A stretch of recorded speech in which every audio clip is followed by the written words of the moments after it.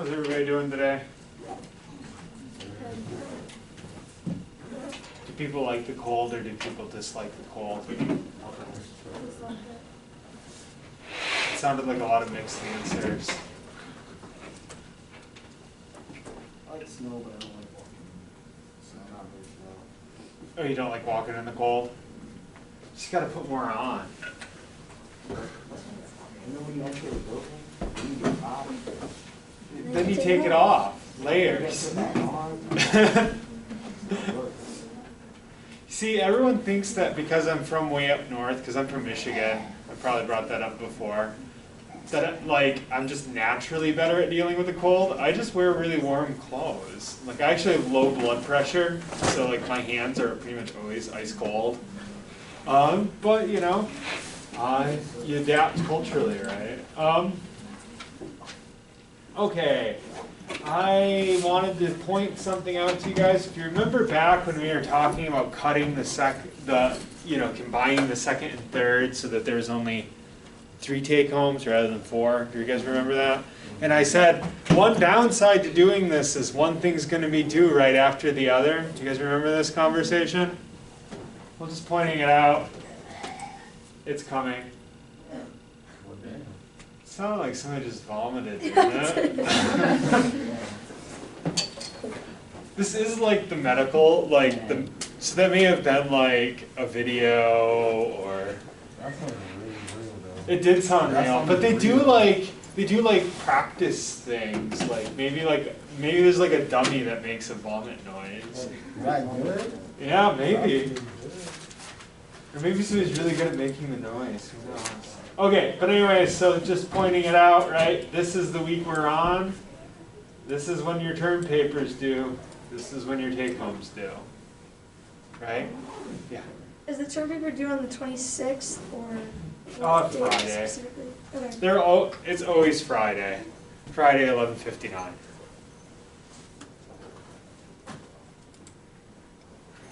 Okay, so the second take-home is now posted as well. So if you wanted to get the term paper done early so you have time to, right, which I said you might consider doing if you remember back when we made the new syllabus. So if you look under assignments, it's going to be there. And this is your new take-home. So instructions are the exact same, which means, yeah. But it's due the Friday after our term papers due. Yes. Okay. Yep. So you'll have a whole week Okay. in between. But depending on what you're doing in your other classes, right, you might wanna budget. Instructions are the exact same, which means if you did poorly on the first take-home, make sure you look at the notes I gave you on why you did poorly, because if you do the exact same thing again, you'll probably get the exact same grade. So the questions are right here. So for question 1, we have several articles in class discussions exploring inequality. We did 2 whole weeks on inequality. How is inequality within nations, specifically the United States, changing? How is inequality between countries changing? How do our articles speak to these changes? So, is that clear? First question clear? Yes. I don't, obviously, and I said this last time too, I don't write questions trying to trip people up or even necessarily with a set answer in mind, just trying to make sure we explore the text more. So, discuss colorblind racism. How does colorblind racism differ from more overt forms of racism in the past? How does Sumner utilize this concept, and how else are you supposed to dress up like a black guy? How might you apply these insights to help you understand racism either in the media or in everyday life today, everyday life in America today? Okay, question 3. As discussed in our reading and in our class discussions, we live in and this should be an era of global. It's a really awkward sentence. Sorry about that. We live in basically growing xenophobia globally. Okay, how is this rising xenophobia being utilized against asylum seekers? How can these new hostilities be understood? How can we see this trend here in the United States? And then our last prompt. And notice that these two, and this was basically because our week on inequality, the articles were quite different, so I broke them into two different questions, right? But if you notice, they're only half a page each, so they're shorter. Okay, question 4. Utilizing our articles and discussions, explore how our current historical moment reflects changes in both gender inequality and the culture surrounding gender. What was gender like in the past? What do you think it will be like in the future? So, class, race, gender. Right? If you remember those 4 weeks, that's basically what we're covering here. So, the remainder of the class, the stuff that's not covered in this take-home, and the other one will be in the last take-home. The last take-home, our final take-home, is not accumulative. So it's not going to ask you questions that go all the way back to the beginning. It's going to pick up from where this one left off and go forward until the end of the class. Any questions on these questions, or the take-home in general, or the term paper? Coming up next week. Cool. How was everyone's Friday, by the way? How's homecoming? Good.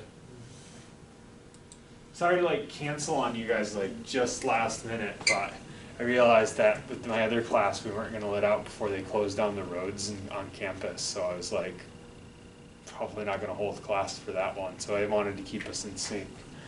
I figured you guys probably had other things on your mind wanting to do homecoming anyway, so.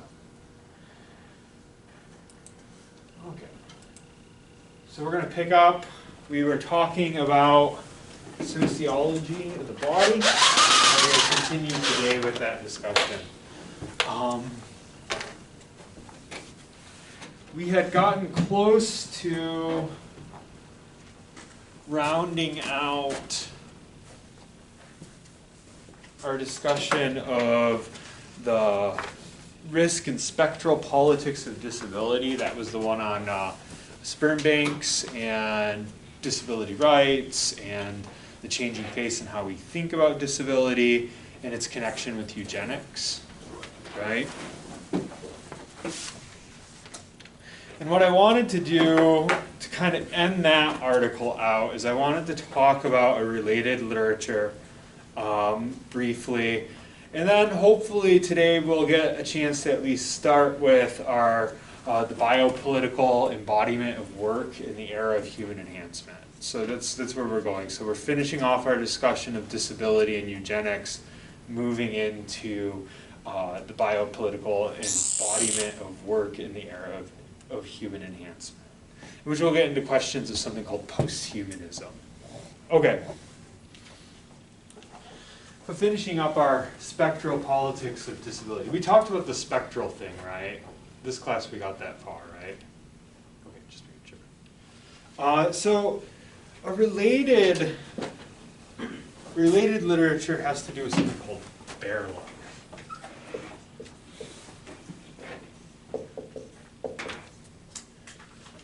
Bear life is going to be interesting, and this kind of dances behind a lot of this study. So bear life is interested in how increasingly in politics we're finding debates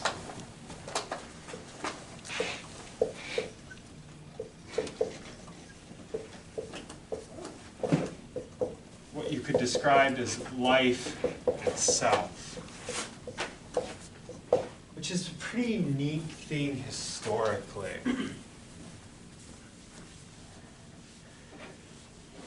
And the author that really kind of kicks off the bear life literature is an Italian scholar by the name of Giorgio Agamben.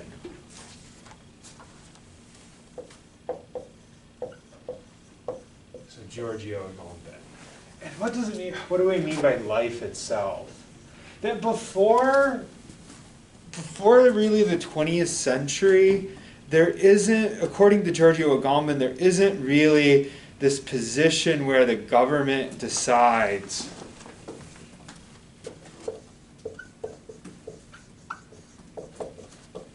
if a life is worth living.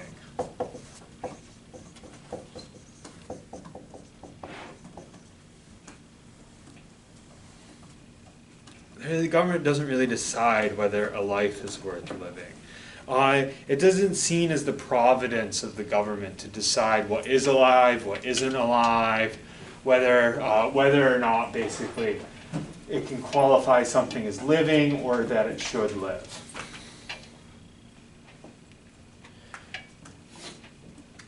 Now, we have to kind of like step out. What's very common for a punishment for something like crime prior to the 20th century? So we have to qualify something here. What was a very common punishment that you would get for major forms of theft, any forms of violence? What would the government likely do to people? Just take them to jail or something? Not jail. Jail's a pretty like modern thing. Remember us talking about that when we were talking about Foucault? Agamben grows out of Foucault. Because remember us talking about like there was this transition and how the people thought about crime that enabled prisons to. Do you guys remember this conversation? The carceral stuff, right? That we live in a carceral society, and there was a change in how we think about human beings. Do people remember what the change was? What was the change in how we thought about human beings? This also connects in with something else for later this week, something called biopolitics. The change is that we came from sort of like, if you think of our example, like before when people used to execute people, they executed them for the crime. So the crime was seen as this action against the state, and the state took an action against you. The metaphor was always like declaring war. So it's sort of like if I break the laws that the government set, right, I'm essentially declaring war on the government, so the government declares war on me, right? It doesn't talk about me as a person, right? So another way to put it, according to like Foucault, right, before modernity, there are no such things as criminals, there are only such thing as crimes, right? It's not a judgment about the person who commits the crime, right? It's instead just somebody committing a crime and them reacting. So the prison system is essentially in that language of rehabilitation, or the language of like some internal thing being wrong with people and them having to be set aside. Like that moves the language of crime from something external, some action people make, to something internal, right? People become criminals, right? Do you guys see what I'm saying? So like in the same way, like a government in the past, right, maybe was willing to kill people, but it wasn't willing to make a statement about whether they had a life capable, worth living, right? Does it make sense? You guys following what I'm saying? Okay. So for Giorgio Agamben, what he's saying is that, maybe, the government could use violence to determine whether somebody is or is not alive. They could kill somebody. But they couldn't just sort of like allow them not to, or make a statement about their life. I know it seems like a hair-splitting distinction, but we'll see some practical examples of how this works.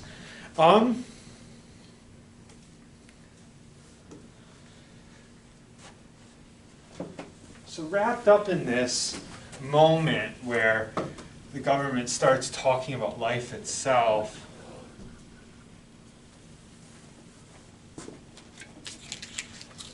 Agamben is saying that we've seen a movement towards, and he uses a Latin term for this, something he calls homo sacer, right? Which is a distinction that you have populations of people who can, and he gets this sort of like out of old Roman law, can be killed but not sacrificed.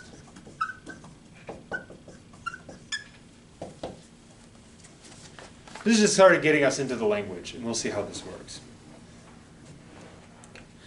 So life is traditionally outside of law. Kind of an exception would be this case of this old Roman law that he talks about, this homo sacra law, where somebody can be killed but not sacrificed. Basically, the idea is that the government doesn't kill them, right? But it basically says this person, you can treat them like they're not alive. You can do whatever you want to them, and it's legal. That's essentially what this law was. It was a certain form of punishment inflicted on people. So basically, like, the government removed their protection from that person, and then anything could happen to them.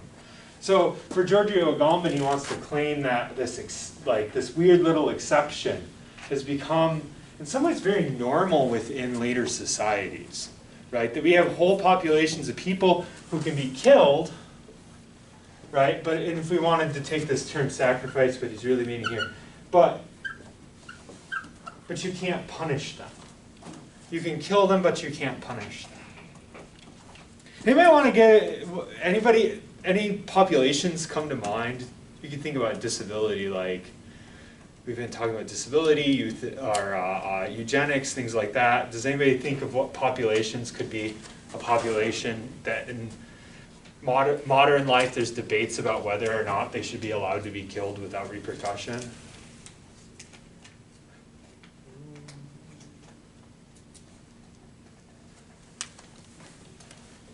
Hey, an example of this might be discussions of euthanasia. What's euthanasia? Like assisted suicide? Like Yeah. a physician has to like do it. They're the only people that are qualified to do it. Yeah. Did you have something else to add? No. No. Yeah, so essentially, yeah, euthanasia is this question about whether we should have, right, doctor-assisted suicide, that somebody should be allowed to end their life, right? But in a doctor-assisted suicide, who actually kills the person a good chunk of the time? It's the doctor, right? So in a doctor-assisted suicide, it allows you essentially to give up. It's a law that would allow you, and this isn't legal in the United States, it is legal in a lot of other places, right? Where essentially you can essentially just sign off on your life no longer being worth living, and the doctor can euthanize you, right?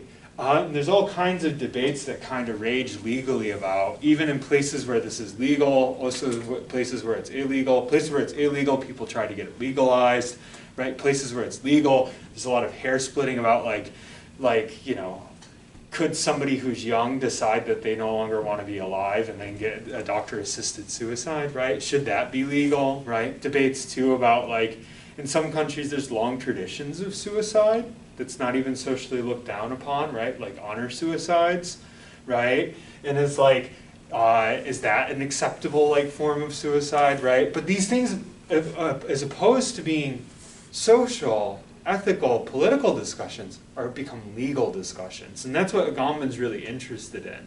The way in which questions about something like euthanasia becomes a legal question.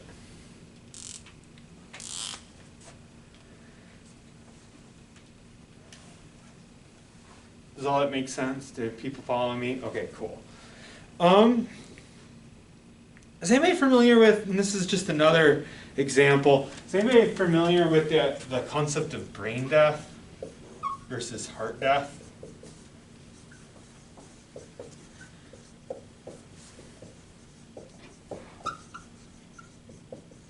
Has anybody ever heard of this?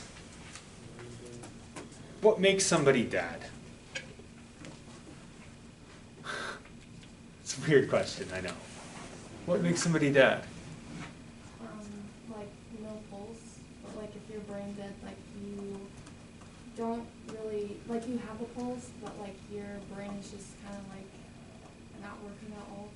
So it's kind of like, I don't want to say like it's pointless to be living, but like if you're brain dead, like you can't do anything.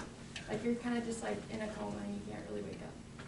Yeah, so traditionally, how did people define whether somebody was dead? They weren't breathing and their heart wasn't beating. Yeah, so traditionally, the idea of what essentially made somebody dead was heart death. And legally for a long time, this is how you were pronounced dead, right? So if a doctor pronounced you dead, it meant that you had no pulse, right? What changed is essentially technology altered it, right? So like now, like you can artificially be kept alive even if you have no heartbeat. But you can also be kept alive with a heartbeat when you don't have brain function. So this sort of created this debate about basically whether or not doctors should consider brain death versus heart death, right? So at what point should somebody be, this is also tied up a lot in things about organ donation, right? Because if you go off of heart death, right, somebody's organs could already be failing and you could keep them alive for days, weeks, months, right? Even though they're an organ failure, which means that essentially like those organs are no longer usable, right? So the point is this, that various sides within this debate, this ceased to be a debate amongst doctors. Does anybody know what decided what determines somebody who is dead? What institutions the government did this, right? The government decided to shift from heart death to brain death. So it wasn't a cultural, philosophical, legal, medical, scientific question anymore. It became a legal question. And so essentially what happens is people on this side, right? People who, wrong side. People who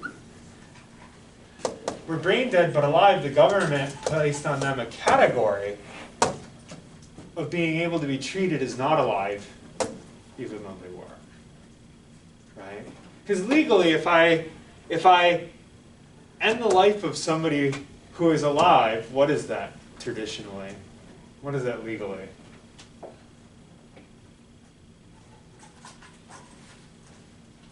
It's murder, right? So like talking about essentially like this category is getting applied to this sort of population. Tied to this too is going back to like the idea of, and this is where it connects into our article, right? Should people be able to reproduce? Right? What population shouldn't be allowed to reproduce? Which ones should, right? The government making decisions about this is the government making decisions about life, right? Is somebody with Down syndrome a life worth living, right? Or should we, right, not allow people with Down syndrome to breed? Should we, right, not allow people to donate sperm if they're disabled? Should we, right? Should we be allowed to, should we have testing for this before birth and allow people to get rid of people with Down syndrome? This entire debate revolves around this question of, should it be within the parameters of the government to decide whether those populations should be allowed to live or not, right? That's basically ends up being the question there. There's one more case that is probably, can anybody think of another case of bare life?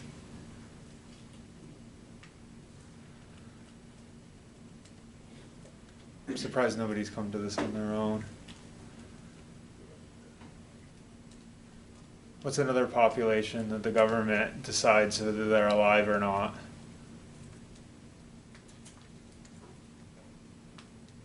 Abortion is another case of bare life, right? And Giorgio Agamben would talk about it that way as well, right? Here you're seeing this sort of novel distinction of the government being forced to decide rather than medical practitioners, rather than somebody else, right? At what point does human life become alive?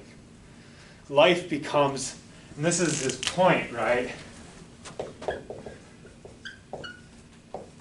Life becomes a legal definition.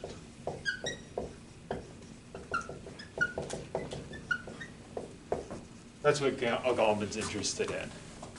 Life itself, rather than being defined in any other way, life itself becomes defined legally. It becomes a part of, under the law. You guys can see how that kind of works? You see how that connects in with the ideas about disability that we were talking about, right? So like, part of eugenics, and Agamben's going to point to this too, the history of eugenics is in a lot of ways a modern medical history, and it's tied up in this same sort of questions, right? So eugenics becomes a philosophy that can be thought when the government essentially allows us to have populations, right, that are alive but not considered alive, or the populations who they can define as not being worth living. And essentially, like if you take something even like something extreme like genocide, essentially genocide is a version of bare life, right? So it's essentially like, if you want to think of it in the 1930s, right, Hitler decided that anybody who was black, Jewish, Catholic, from Romanian descent, right, et cetera, had lives that weren't worth living.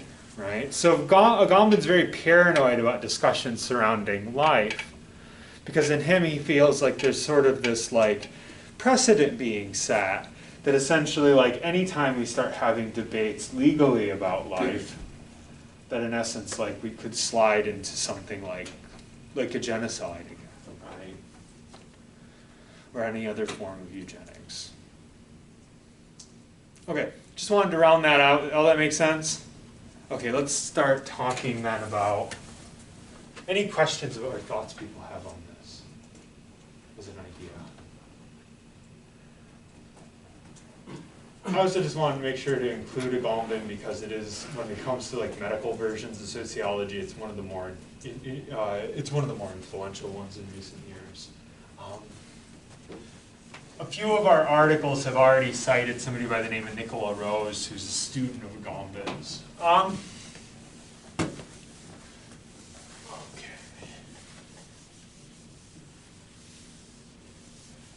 So that ends our sociology of the body. Or no, it doesn't. We have one more. We have biopolitical and body going to work. Yeah. Okay. Then we'll talk about technology for the rest of the week. There'll actually be some overlap between this article and the next one.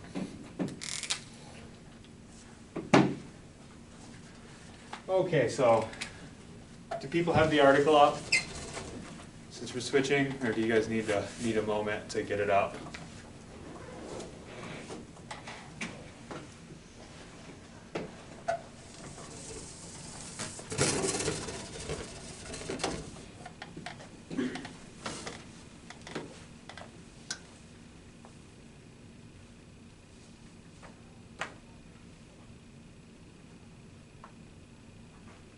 Everyone have it up? Cool. Okay, so what are some things about, let's just start out broad. What are some things people got out of this article? What is it about? What's going on?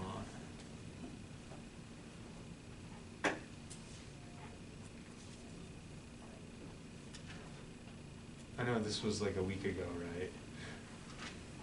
Over a week ago that you read it, but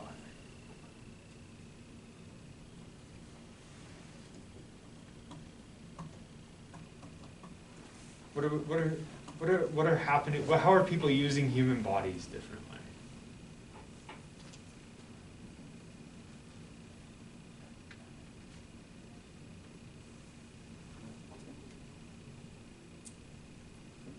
What article is it again? The biopolitical embodiment of work in the era of human enhancement. It's Davidic. I think is how you would say that.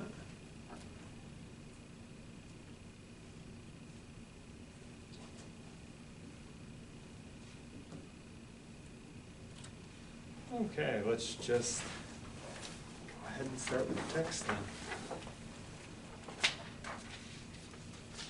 Let's pick up at page 57.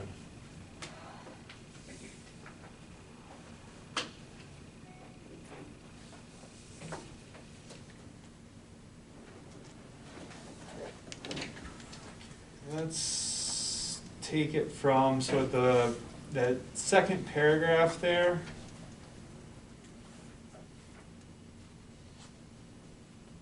Let's do it from the word decisive. If you look along, it's right before there's a bunch of citations. You see where I'm at? Who wants to read?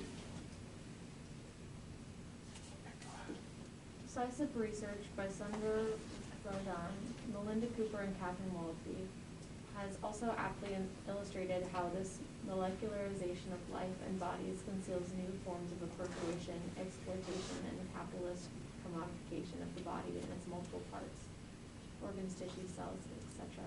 Little research, however, has highlighted the very new ways in which this form of biopower in advanced capitalist societies also mobilizes individuals' vitality and bodies in the workplace and the new forms of exploitation and alienation it produces.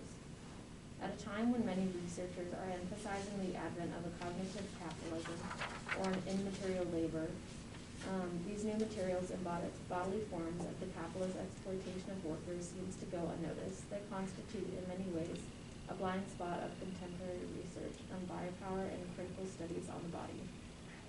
Okay. So any terms that people have never heard of in that? Quite a few, probably. All of them. What's it? All of them. Biopower. Yeah. I'll stop that. Biopower or biopolitics is something that we see throughout this article. So, if people were to guess, just on the surface, what two things would biopolitics or biopower involve? Biology and politics. Yeah, good. Biology and politics, biology and power, right? And these often get used kind of interchangeably. If you want to think of it, power as sort of like the physical act of politics, right? So when we talk about biopower, it's about the ways in which, and it's often like quieter forms of power. It's not, so when we talk about politics or power, don't think of like government sending people out. Soldiers out or police out, that's not really what's being, it's talking about like quieter forms of politics, the way in which we get controlled and orchestrated through our bodies.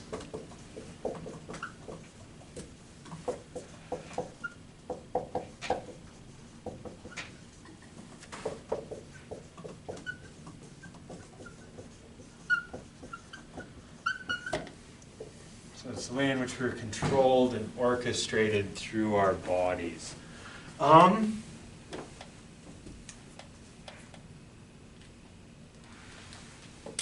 So I think if you think about like the idea that like, so if we start from and going back to like, do you guys remember that carceral society argument that we had really early in the semester? This was the Foucault thing about prisons. So we just mentioned like this idea that like we had this shift where now all of a sudden we cared about basically why the criminal did what he did, right? We care about the person of the criminal. Before that, there wasn't a criminal. People didn't think in those terms, right? You guys remember the panopticon idea? What was the panopticon? This is like going back to like our second, third week of class.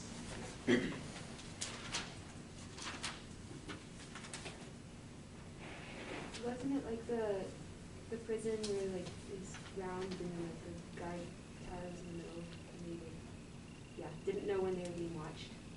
Yeah, it was that prison where it was a guard tower and then essentially like the prison was around it and prisoners could be watched 24 hours a day. They would never know whether they were or not being watched, right? And what was the idea behind that? What would those prisoners do? Police themselves. They would police themselves, yeah. So with Foucault, right, what we're always talking about is we're always talking about the ways in which we learn to police ourselves, right? Because we know we're being watched. So you can think back to like, what is it that cops do? Like cops drive around and watch people, right? You guys remember this conversation now? What is it that like you can think about like even like what is it that your teachers do, right? It used to be at one time if you went to school and you got taught by somebody, there was no permanent record of that and how you did, right? But then with modernity came this idea of like we catalog your behavior, right? Teachers become cops.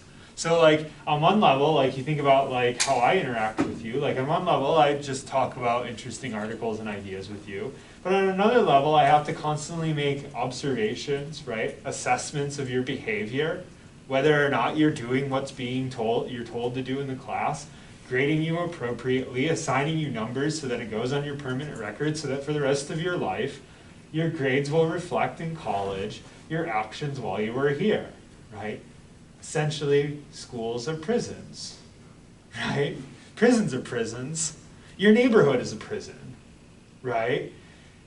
Eventually, later on, Foucault comes up with this idea of biopolitics, right? Or biopower. And what he's interested in is that we've gotten, essentially power has gotten so interconnected with our lives that our bodies themselves, our bodily, the way in which we experience our bodies and interact with our bodies are themselves a sort of form of prison, right?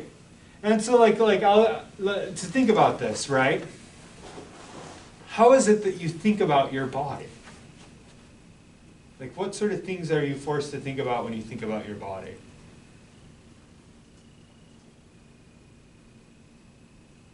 Do you just think of, what do you think about your body through? I'll give you a clue, we're still doing like medical kind of sociology. What do you think about your body through? How well you are, your health state. Yeah, yeah, and so like, are you healthy?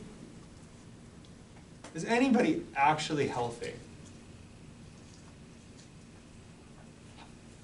Much like we talked about disability, right? Health is thought of as sort of a spectrum, right? So what are you supposed to always be doing? Getting what? More and more healthy, right? Like there's a pressure to do everything that you're supposed to do to be healthy and do it more and more so, right? Luckily I'm on like nice insurance now, but like I used to be on like the insurance that like at the last institution I taught at, it was like the insurance where you constantly had to have checkups from your insurance company. And then we had this kind of thing where like you go and the insurance company sends nurses to your workplace and they draw your blood and they do all these measurements and then they penalize you financially on the basis of how healthy you are. People are aware of this. This is how most insurance works now in the United States. So it's like you know, like you go and you answer questions like, oh, are you a smoker? By the way, if you smoke, skyrocket, right? How much do you drink, right?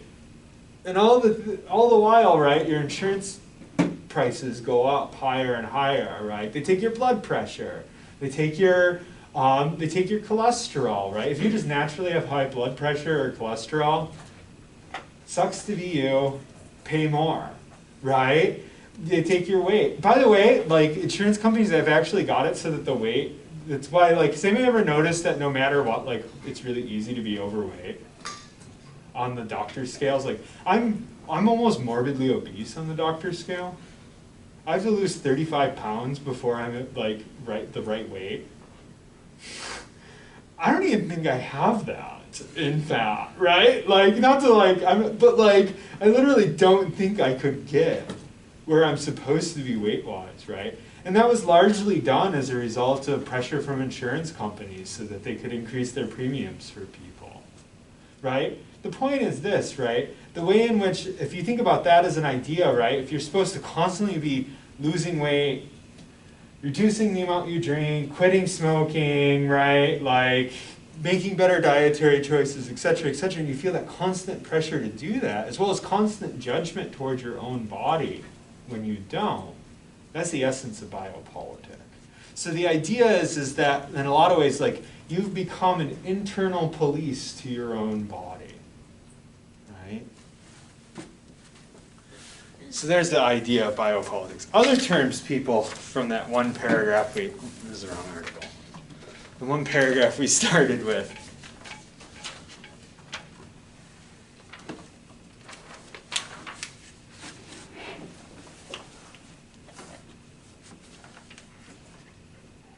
So that's like the Foucault idea of biopolitics. Does anybody catch a little bit why this article is different? What's taking advantage of our bodies in this article? It's not the government. Isn't it more geared towards like workplaces and how to get like ahead in that aspect? Yeah, so it's saying that like there's this weird interconnection between biopolitics and capitalism. That essentially like a healthier body is also a body capable of generating more money. Right? So like the idea is that, yeah, in a lot of ways like we have this weird inner combination of push, like when you think about health is intertwined with success narratives, right? You can think about like, what is it that makes somebody like, has anyone ever watched like one of those shows where people lose massive amounts of weight? There was all these reality TV shows a while back. I don't even remember what they were called, named, right? But there was like several of them where it's essentially like people losing weight. And we ever see what the trainers say to people when they try to get them to lose weight? What sort of things do personal trainers tell people to do? Anybody here ever have a personal trainer? What sort of advice would personal trainer, if you don't mind? Am I being too intrusive? For like that stuff, it was just for like softball and like training like workouts like that, not like weight loss, if that makes sense. Yeah. But I don't know, it was just kind of like always pushing you to be better and like, not like comparing you to other girls in the gym, but kind of just like, you'd have like a leadership board on like who could throw the fastest and like where you ranked on that, you'd like always try to test better next week, if that makes sense. Yeah. So if you want to put it, like what, if you're talking about like, whether it's physical training, whether it's like, what's the push? The push is this constant improvement narrative. How is that intertwined with capitalism, do you think? There's a few ways. Just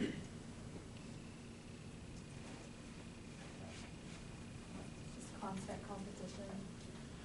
So yeah, on one side, like this is intertwined because it's this competitive thing, right? Like you're in competition with other people, and you're forced to think about, like, has anybody ever like? So this is gonna sound funny, but like in a lot of places where capitalism is less entrenched, people have less issues with their bodies, right? Like, and quite literally, what I mean by that is like, if you've ever been to some place, like particularly rural areas of other countries, like the idea that somebody would sit around thinking about whether they're fat or not would seem really kind of strange, right? But the idea is like within our society, right, we experience our bodies in this sort of state of heightened competition, right? So yeah, that's definitely like, we compete with other people for improvement upon ourselves. We also, this idea of constantly, it's a growth narrative, right? Which you think about economically, like, that's how we talk about money. Money has to constantly grow. You're not ever supposed to get poorer, you're only supposed to get richer, right? Being poorer is failure, right? So like, that sort of striving feeling of constant improvement, like we experience our bodies in sort of very similar ways to how we experience money, right? In the pursuit of money in capitalism. So they're intertwined. There's another way in which health is intertwined with capitalism.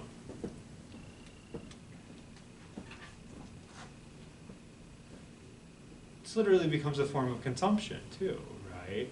Like you think about like, is anybody here, like I own, like, I'm guessing you guys, like myself, like pretty much only watch TV via the internet, right? So you don't watch commercials, but do you have any like older relatives that will sit and just like watch TV? Like regular old school TV? And there are all these advertisements for health supplements or health aids or weight loss pills or diet programs or whatever, right? So like, and also like biopolitics gets caught up with capitalism insofar as like itself becomes a sort of organ of capitalism, right? So there's all these sort of interesting slippages. Okay. I think we're gonna pause there. Make sure you look back over the article before we pick it back up on Wednesday. In particular, we're going to talk about this idea of, and you're not going to find this term, but the idea of human enhancement, right? But you're not going to find this term, but we're also going to talk about something called post-humanism, which this article is kind of debating with something called post-humanism. So, Thank you. you're welcome. Thank you, guys.